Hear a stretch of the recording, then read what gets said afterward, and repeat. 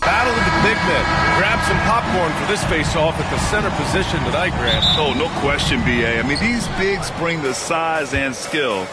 Who has more tools in their toolkit? I mean, we're about to find out.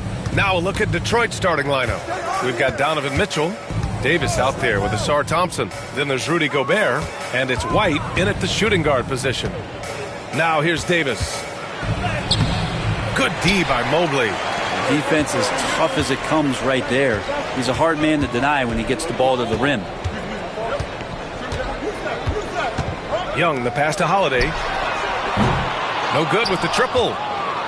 And here's Thompson. He'll bring it up for Detroit.